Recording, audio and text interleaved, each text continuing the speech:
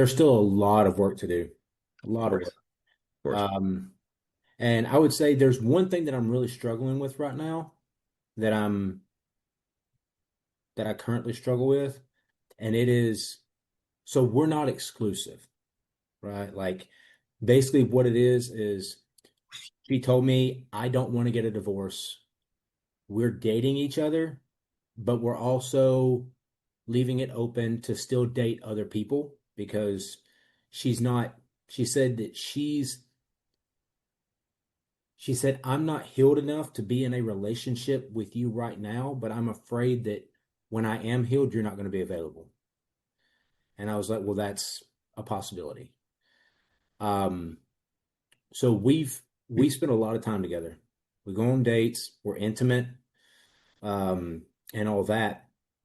But with this, the thing that I currently struggle with is she still communicates back and forth via text message, social media, stuff like that with the guy that she was seeing. And because we're not exclusive, can't really say, don't do that. Um, I'm trying to wrap my head around where I land with that. Yeah. Um, really, because I've told her, I said, listen, I know that we're not exclusive, but so I mean, I can't say who you can and can't talk to. And even when we are exclusive, I still can't say who you can and can't talk to. Right. But I said, but when we get to the point that we are exclusive and we are saying, yes, we're 100% back in this marriage, we are a go.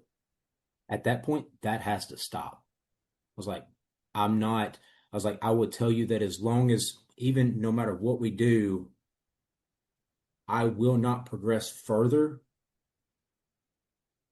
if he is still in the picture in any way. Mm. Um, and she, at the moment, she claimed to understand that. Um, and honestly, the thought of her going on a date with some guy does not faze me. It does not bother me. The problem with him is because there's history there. She was the guy that, or he was the guy that she was in a relationship with. And it just makes me think to myself, what is the what is the goal? What is the goal of maintaining that connection? Yeah, you're thinking about it in terms of masculine energy, it seems like. Yeah, I am. Yeah. So can I be selfish for a second? Absolutely. Thanks, man. I wasn't expecting it, absolutely. I'd love to start with your story and then get back here towards the end. Is that Okay. okay? If we start from the beginning and then we lead to this? Yeah. Awesome. Let's start with just why you joined the program in the first place and how long ago that was and what was going on in marriage. Um, so I joined the program. It's almost been a year now. I joined the program August 21st of 2024. A few days prior to that, well, actually a few months prior to that, we had some rough patches.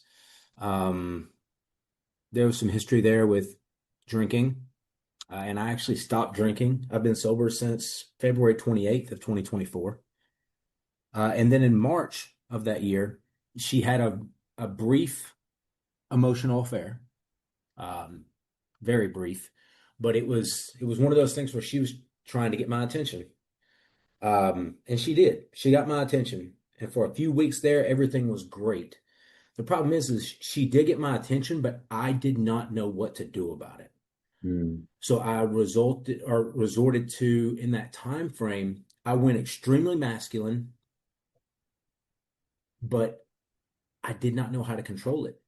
I Yeah. did not know how to actually maintain it and navigate the emotions, the trauma, the feelings, all of this. So it was very short-lived. And then we were just kind of roommates for a long time there. And August 18th is when she told me that she wanted a divorce. August 21st, I joined the program. During those few days, from the 18th to the 21st, things were off, to say the least.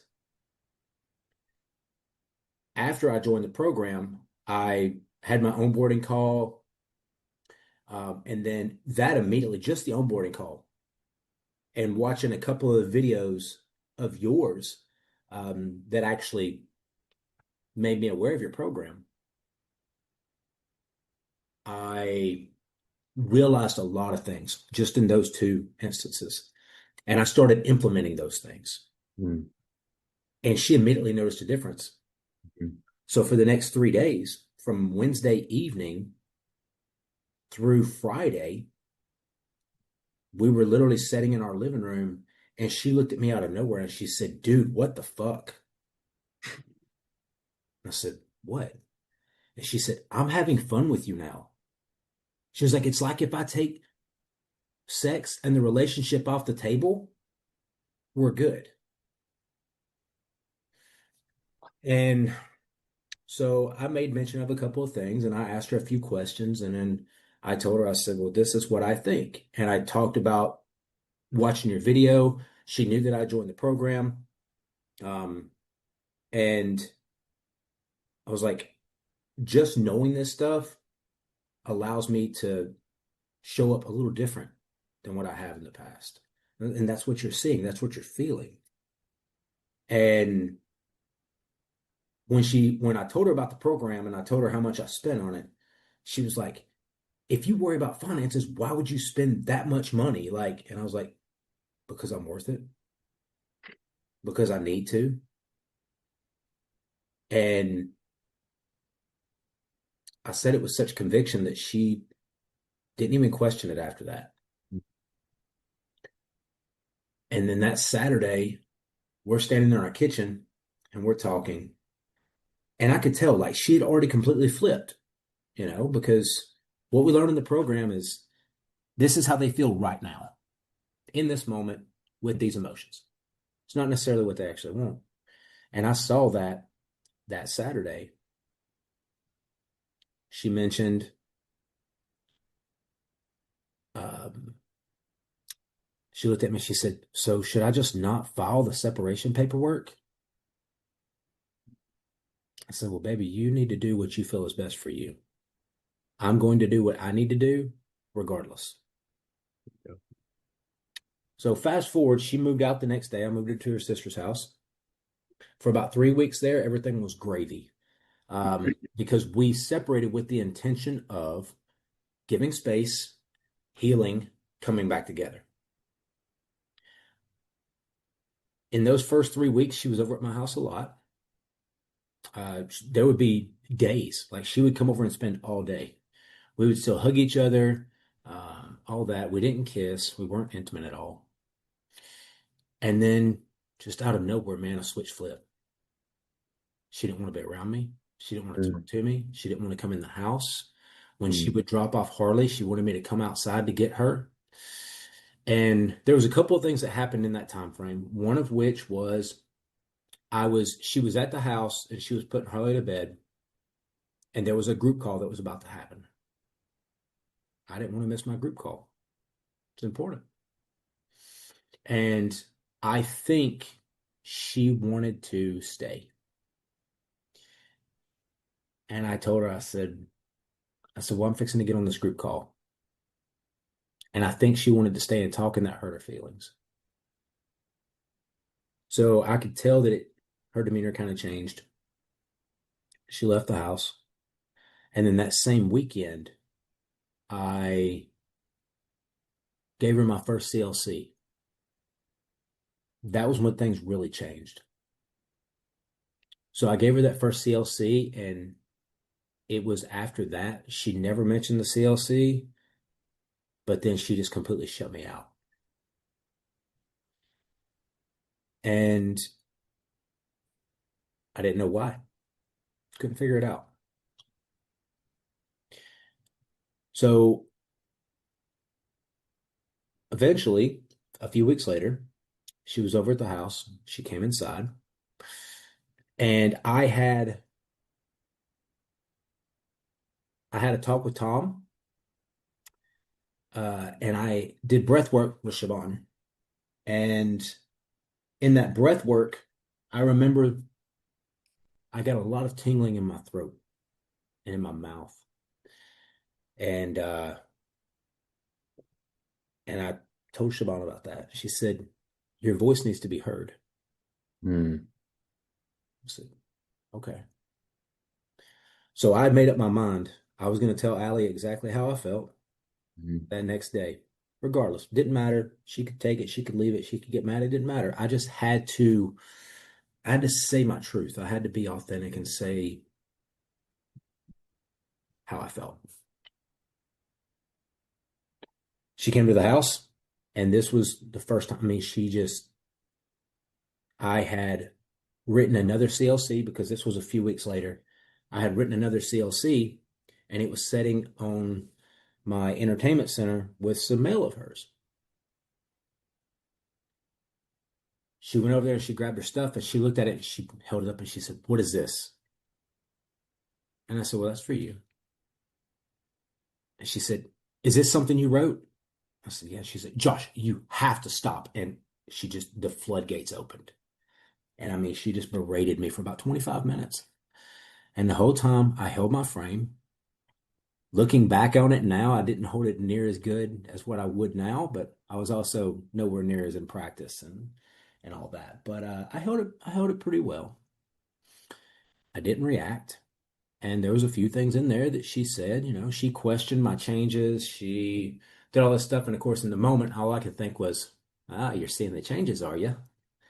And so she's like, "There's no way this program you're in can change you that fast. It's going to take years for you to heal from the trauma that you've been through. There's no way that you could be healed that fast. It's going to take years. And I'm not willing to wait that long," and blah, blah, blah. And I mean, she just went off, man. And she was like saying all this stuff. Okay. So I told her, I said, "Well, you don't have to believe it for it to be true." And at the end, I told her exactly how I felt. Well, as we progressed forward, we got to the point of finally signing our separation agreement. This happened in November. And then this whole time she was living with her sister. And around December, once we signed our separation agreement, she kind of laxed up a little bit.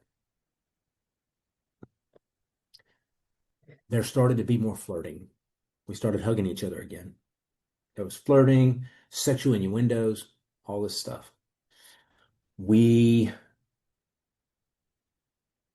went through the holidays, spent Christmas morning together over at her sister's house because she had our daughter. And then came through the new year, and everything was pretty status quo for the most part. Um, and then during during that time frame between Christmas and New Year's, I found out she opened up to me and said that she had been going on dates. And I knew because I kind of knew that. I just never heard her actually say it. But I knew that she always had plans, whether it was with friends or with somebody. And she opened up to me about going on dates. And I looked at her and I never flinched, man. I just looked at her and I said, "Well, how's that going for you?"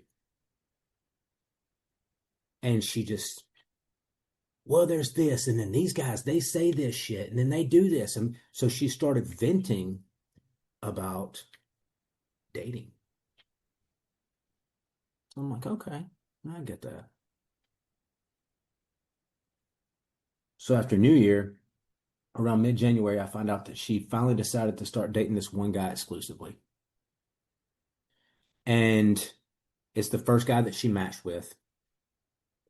And in that time frame, something came up that actually hurt pretty bad.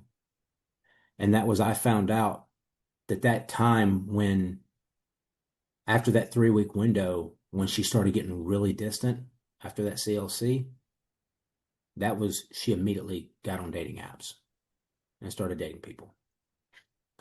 And whenever I found that out, man, that hurt. That cut pretty deep because it was like, wow, you weren't hurting at all. When the reality is that's exactly why she did it.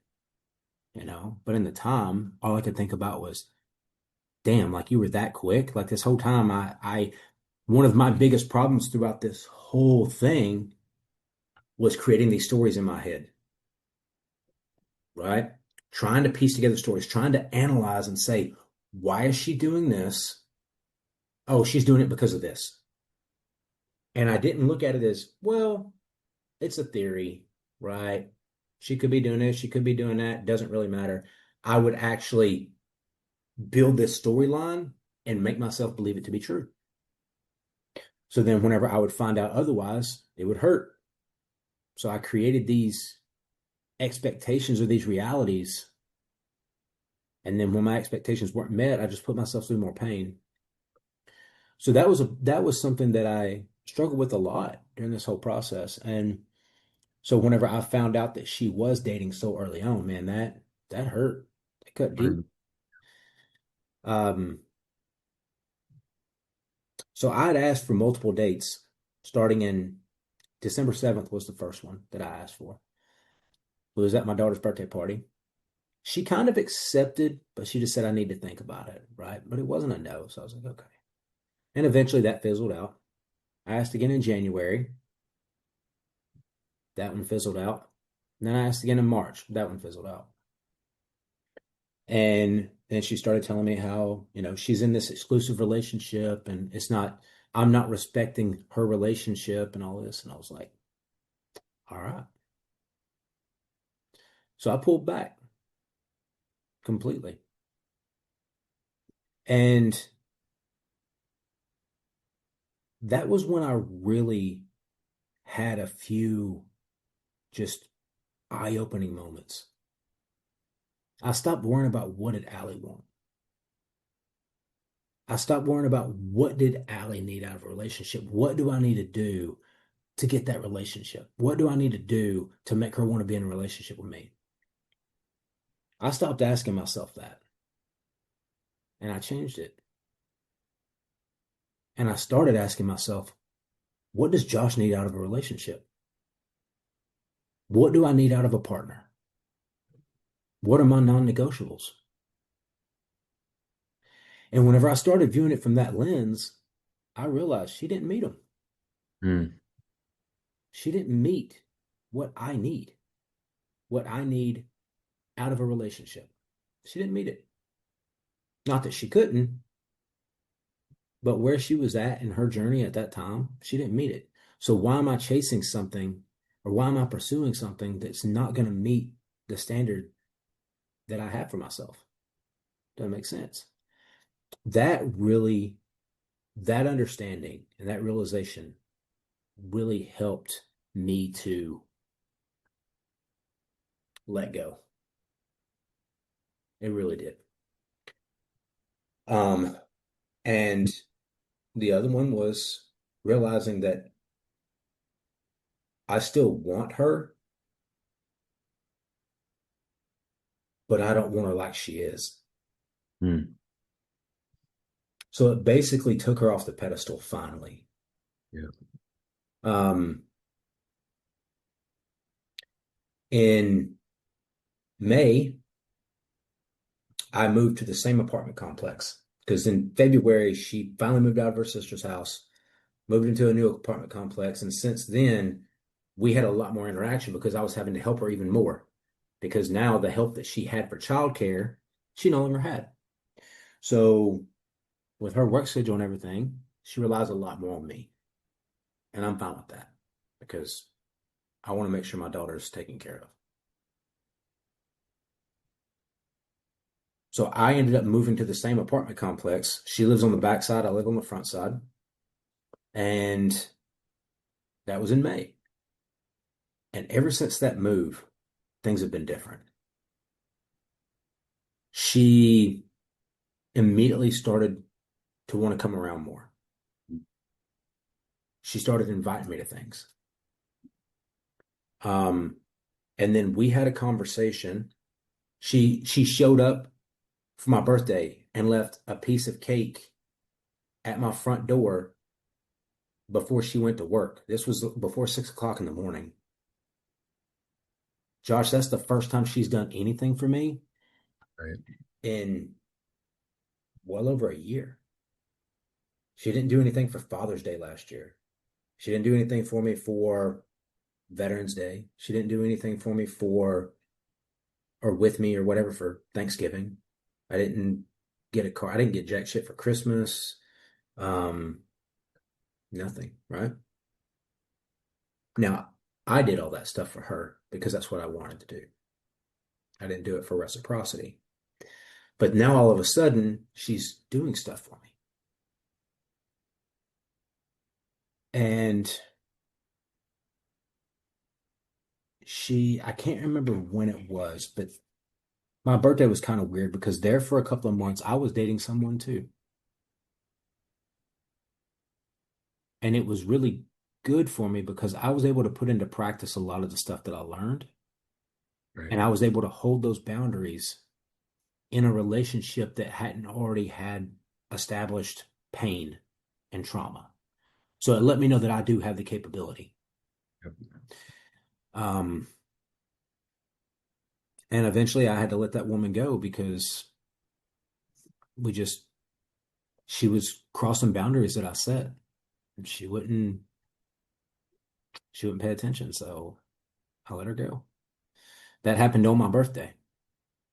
So not only did my wife drop stuff off for me for my birthday, but then I broke it off with the woman I was seeing. A few weeks later, we had a conversation and I told her about it.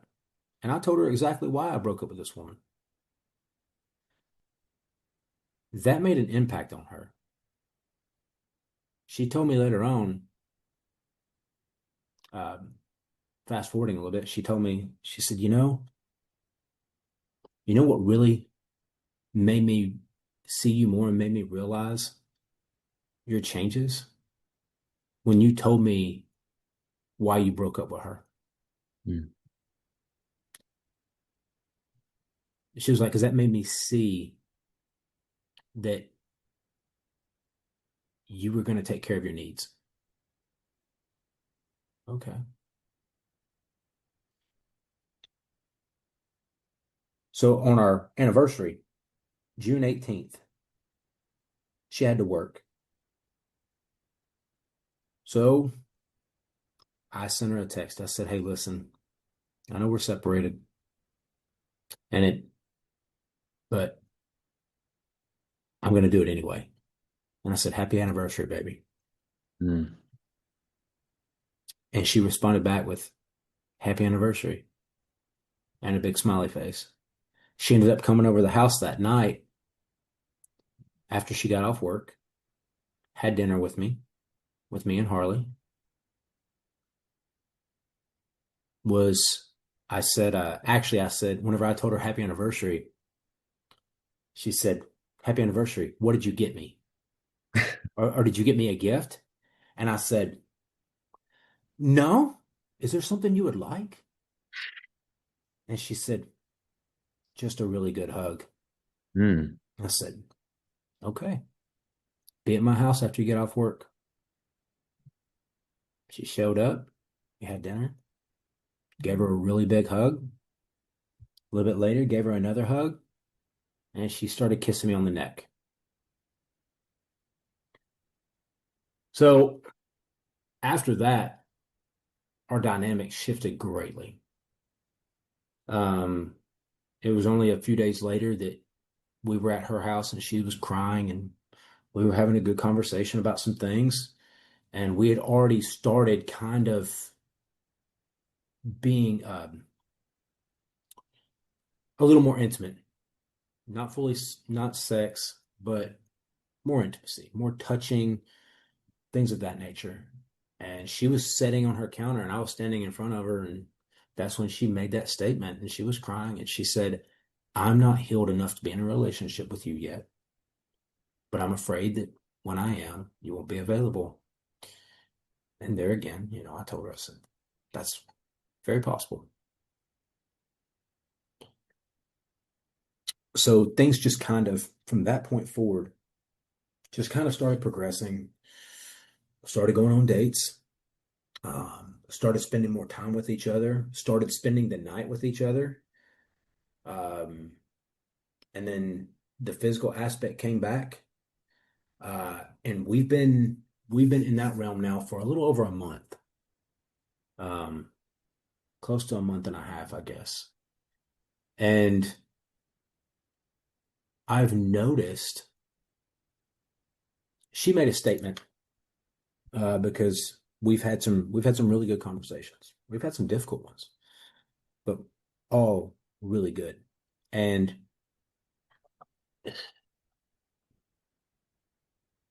what was it? Um,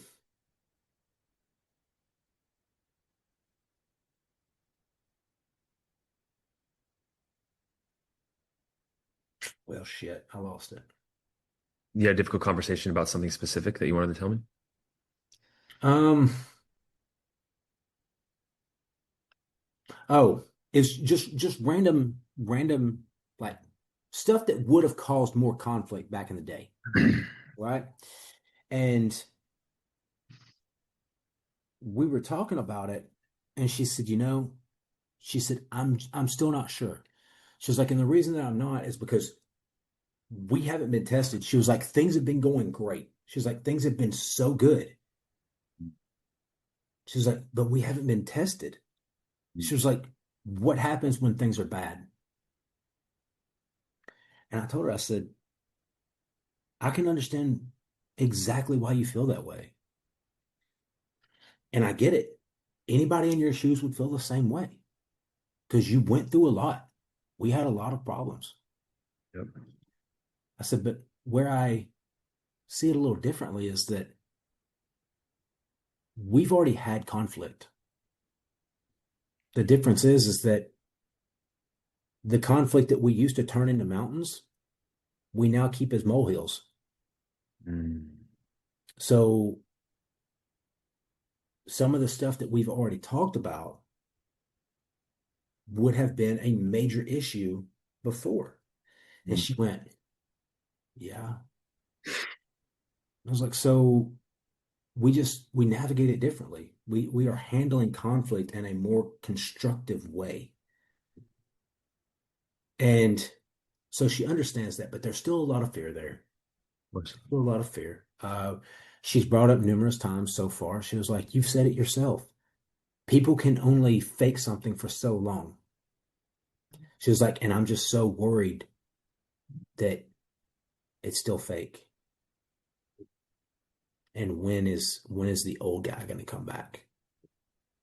Yep. And I said, well, that's just going to take time, you know. And so we've had multiple conversations like that, and that is, that's why she's told me. She said, I'm scared. She's like, I'm scared. She's like, that's why I can't right now. She's like, and I don't understand it. She's like, I don't know why I feel and think the way that I feel and think. She's like, you're not doing anything wrong. I don't know why I feel this way. And I looked at her and I said, I do. It's like, I understand why you feel that way. All the stuff from the past, all the times that I said I would change, all the times that we thought we were good, and then the same shit would happen over and over and over and over again. And now you're opening yourself back up to something, and it feels so good. But the moment that it feels that good, you go, oh shit, and you remember the past, Mhm. and you back up. You're trying to save yourself. It's like it's normal. And she was like, yeah, but I I don't know how to get past it. She said, I don't want to go to therapy because all a therapist is going to tell me is like, wow, that sounds hard. And I was like, well, you know, maybe. But so right now we're in that phase where really good, a lot of tests, a lot of tests, a lot of back and forth. It's never bad, but it's always push pull, push pull, push pull, push pull. Um, and I think right now, one of the things that I have to really focus on is maintaining my,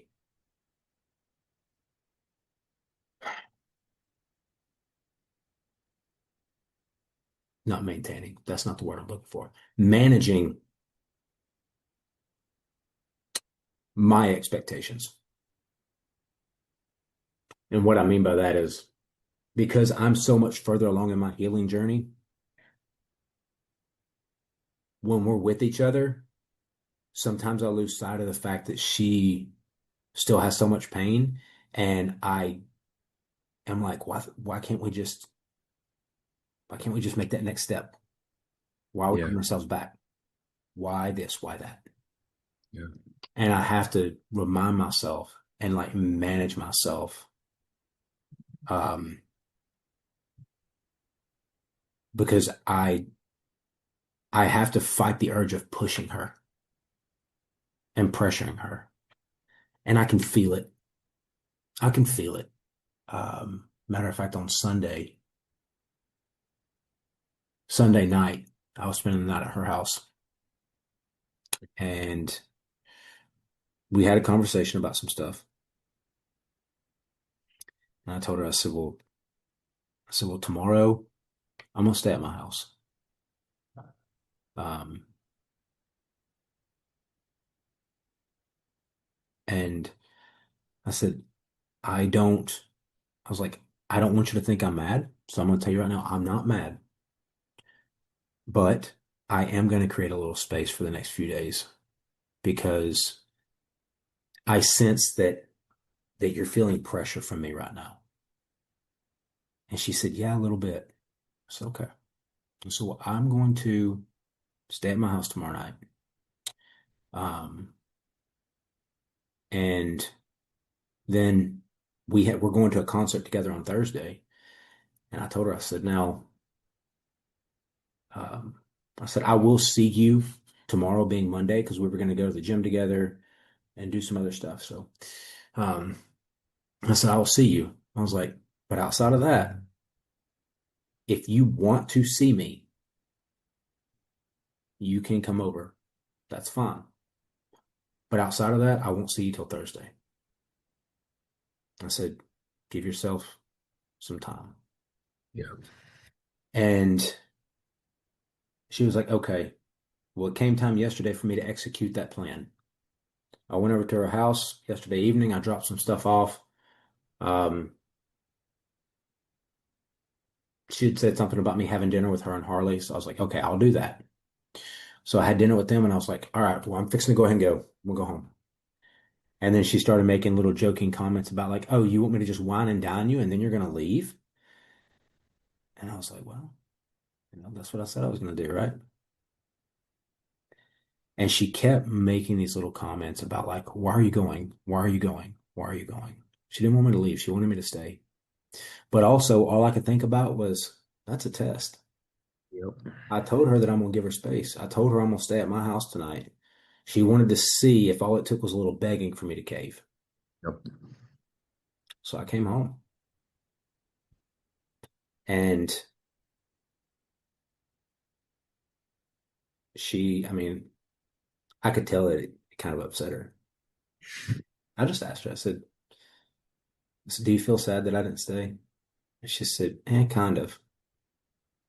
I said, well, just understand it wasn't because I didn't want to. She said, I know. All right.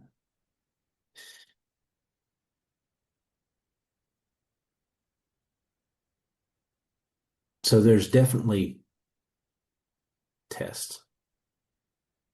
So one thing I'll say to you, and there's so much to go off. My brain's racing with all these things all these avenues I want to go down.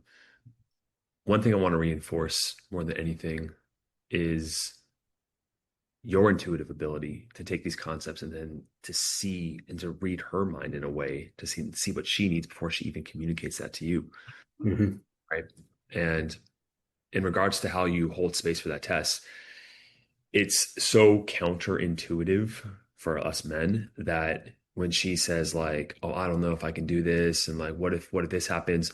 a lot of men will go into what? Like trying to convince her, well, no, no, like, but look how good we've been, right? Like, what do you like? And that it actually has the opposite effect. So in that kind of like apex energy, if you will, it's like you're sitting, like you meditate, right? You're sitting here, you're in your own energy, Mhm. you're in your own space, and you're in your own value. And you're like, I'm here. I want you to come to me. But if you think it's best for you to walk away, I'm not going to stop you because that's holding your own value, right? Mhm. And that when she has that fear, that's what she's sensing for you. Like if I try to put, if I'm sharing my fear, you're going to react in fear too. Mhm. And you don't, you're holding that space and you're like, okay, I can see. I mean, then you offer your perspective. Like you're allowed to do that, but it's not Mhm. a place of like the energy isn't like I'm trying to convince you to see my way. It's just like you can do what you want. I understand what you want. Here's the way I see it. And Yeah. because you've held your space, because you've passed her test, she's actually more likely to look at your side of things because of that, right? Mhm. Absolutely. There are so many things that you've learned, Josh, and that you've implemented across this whole entire journey, man. I want to pull out a couple, and then we'll jump into where you're at currently with everything. Okay. What would you say, if you can find the most powerful? What would you say has been the most powerful lesson in this whole entire journey with you? The most powerful lesson is that it truly is all about you. It's not just words. It's not just a gimmick. It truly is all about you being apex, you being grounded, you being living to your values, living with integrity, knowing your purpose, um, and all of that is remarkably attractive. And it is that is probably the biggest part though, is just fully and truly realizing that it is all about you. Has nothing to do with her. And I want to point out when that shift occurred for you. I mean, it wasn't just like a light bulb moment, right? But maybe it was for you. But when you were talking earlier, for me, I saw that shift when she took that space and you started to have that realization of like, yeah, I want to have her in my life, but I don't even want her fully the way she is right now. Hmm. And you started focusing more on yourself, and that was when she started to come back, right? It Yeah. was energy. And I will say of recent, some of the things that she has said, I wish I would have wrote the stuff down because it was literally it would be one of those things that you would have as a quote on your fucking website Yeah. because it so falls in line with like she told me one day, she said, you're just so authentic now. Like it Mm. doesn't matter who you're talking to or what you're talking about or what you're doing. She's like, I can feel it. You're just authentic. It does not matter. You're just you. And I'm like, and I didn't say anything to it. I just kind of looked at it and just nodded my head and kept going. And but her saying that and me thinking about all the times that we talk about be yourself, be you, be authentic, say what you mean what you say what you feel. Um, and for her to regurgitate that in such a way. And then I would say one of the of recent couple of weeks ago, we were going on a date and it was just a little day date just to go do some stuff together. She got in my truck and we were driving and she said, you know, when I'm with you, my mind just shuts completely off. And I said, really? She said, yeah. She said, it just shuts completely off. Like I don't think about anything. I don't worry about anything. And I'm like, that sounds really nice. She's like, yeah. I reacted on the Instagram to a reel of a woman saying that's all she wants from a man is to be able to turn her brain off. Yeah. And I'm like, and all I can think about is safety. Hmm. She Hmm. feels safe, Hmm. you know? Because when she's in Um, her head, she's in her body. When she's in her body, she's in her feminine, and that's when attraction occurs. yeah. And I mean, she's said so many things recently, like she said stuff like, God, you're just so addicting. Mm. And I'm like, okay. Um, no, I did tell her, I'm sorry, you know what, let's do you have any other points that you want to bring up or No, you can continue on that train of thought. um I told her yesterday actually, um, because we were talking about she said something about being sleep deprived. She was like, God, I'm just so chronically tired now. And I was like, baby, so well, what about this? What about that? I asked a few probing questions, things that I already really knew, but just to kind of get her to thinking along that process. And I said, well, I mean, sweetheart, think about your last 2.5 weeks. And she was like, okay. I was like, you left to go on vacation with your mom and your stepdad and your two stepbrothers and our kid, and you were gone for 9 days. During that time frame, you took care of the kid by yourself. You were overwhelmed. You listened to them fight about shit. Harley was in her terrible too, so she was screaming and crying constantly about nothing. You texted me a couple of times about how stressed out you were. And I was like, so you were exhausted by the time you got back. Well, you got back on a Saturday. I took Harley that night so you could rest, but then Sunday you worked, Monday you worked, Tuesday night we had a date, Wednesday night you went out with your friend Kristen, Thursday you worked, Friday we went to your friend's house and played games, and then Saturday you went to your friend's birthday party, and yesterday you didn't do a whole hell of a lot, but think about that. Like you've been going nonstop. When's the last time you took a day just for you? When's the last time that you got to just take care of Allie? Mm. Have a day to yourself where you didn't have plans, where you didn't have anything to do, where you could just sit at home and be with yourself and relax. Mm. And she was like, yeah, I know. And I was like, and I probably shouldn't have said this, but I did it anyway. So, and I looked at her and I said, I got to be honest with you. It kind of makes me question, what are you distracting yourself from? Mm. And she said, what do you mean distracting myself? She's like, what do I have to distract myself from? I was like, baby, I don't know. I don't know. It's just a thought. Just that's just how it seems. It's like almost it feels to me that maybe you don't want to be alone. You don't want to be at your house by yourself.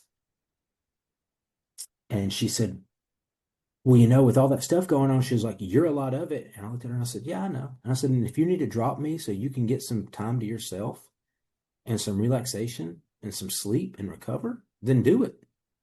I'm okay with that. I was like, but it is important that you get rest. And she was like, well, I wasn't meaning that you were the problem. I was just saying that we do spend a lot of time together. And I was like, I know. I was like, and I'll say it again. If you need to drop time with me so you can get rest, do it. That's a perfect example of what I was talking about earlier, right? Allowing her to have that freedom, that sense of like no control. You're not trying to control her. Mhm. And the result of that is, of course, she comes back. And before we go into where you're currently at, I have one more question, which is for you across the whole journey. We talked about the most important lesson, but what would you say is the biggest win you had?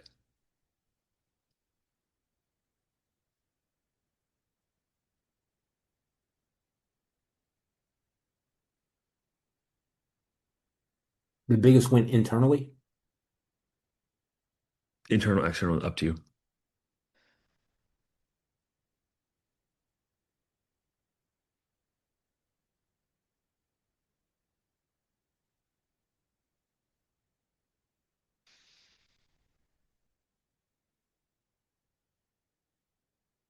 I would say it wasn't just like a smoking gun or something that just immediately happened, but I would say that shift in how I see myself, Yep. because that in itself is what makes everything else possible.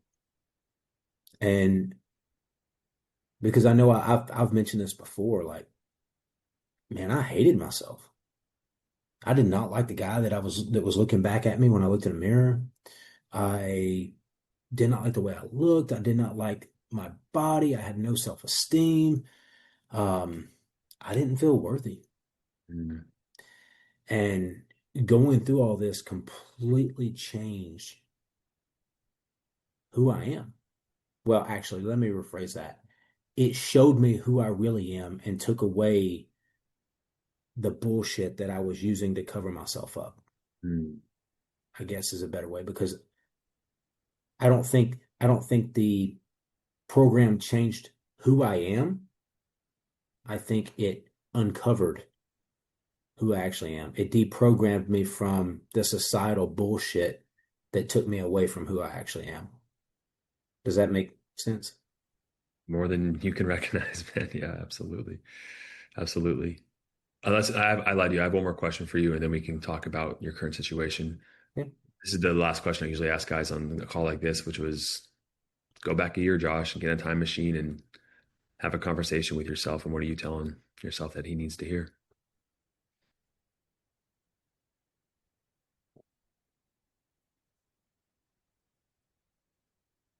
If I could go back a year ago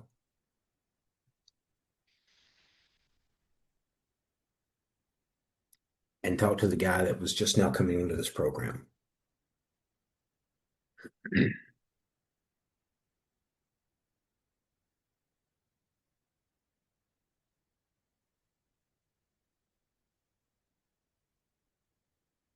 I would let him know, let go of all timelines. Don't try to force anything.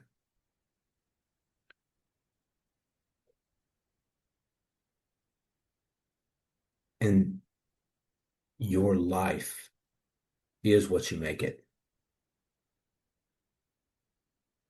Nobody else controls that. Just you. So if you want your life to suck, your life is going to suck. If you want your life to be amazing, your life is going to be amazing.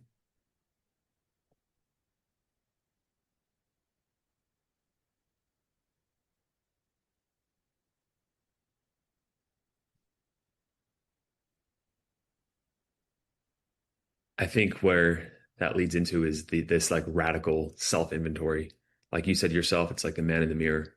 Hmm. Which I mentioned that in the program a couple times, at least once, to look at yourself in the mirror and just stare at yourself and like, do you like what you see? Right? Do you like the inner chatter that's going on in your head? Just like, with her just not wanting to be alone. This is a majority of society. We don't like to sit with ourselves and because we're escaping thoughts that we don't like. And when you could sit with those thoughts and confront them and sit with those emotions, not only do these like monsters under the bed, like they're not as bad as you make them out to be these stories, right? But at the same time, it gives you it really builds your self worth more than anything else to confront those things, right? To sit with Hmm. yourself in them. And that increases your ability to then, like we want to talk about this on a practical level, that increases your ability to be with yourself.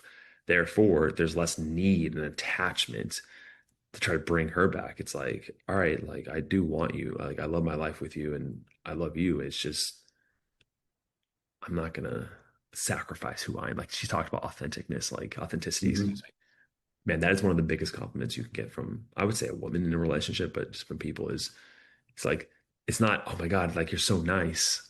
Like, oh, we get Hmm. along so well. It's like you are who you are despite who I am. Right. And that is that is divine masculine energy right there. You know who you are, and that's who you are. And Josh, this is, and like, I have to give you credit. I have to say that, like, this shows up on the group calls all the time. It's why I call on you so damn much because I'm like, I know when a guy is like lying to himself, some self deception, or he's doing something. I'm like, I see your face, and I'm like, Josh, what do you think about that, man? Like, because I know you're gonna give it straight to him, man. And I'm like, yeah, man. Yeah, I'm a huge advocate and I really, really appreciate the masculine challenge aspect of all of it. Because I feel like there's too many times when we get wrapped around the axle of like we're focusing so much on trying to be empathetic with our wives, right? That we start treating the other guys in the program with that same type of empathy, which is fine to an extent, but it becomes to the point of where they're basically falling into a feminine frame, and we're feeding into that still by giving them that empathy instead of saying, hey, homie, you're being a victim. You need to stop because all you're doing is complaining right now. You're not doing anything at all like to better your situation or to discover what is in your control. What can you do right now to make a change? Um, so yeah, I very much, and I like being called out. I do. Like it does not phase me one bit. If somebody says, "Hey, bro, you're doing this," I'm going to question you. I'm going to say, "Oh, well, prove it to me." How? Mhm. And if they come in with some lucid ass, like solid statement, we'll be like, "Yeah, man, yeah, that's valid." Mass and I do that. We did that all the time. Yeah. Like we got into a handful of like we got pretty heated, Yeah. but it never. And that's I would say is the secret value of the program that like a lot of guys don't understand how valuable that is until they're actually in it, you know.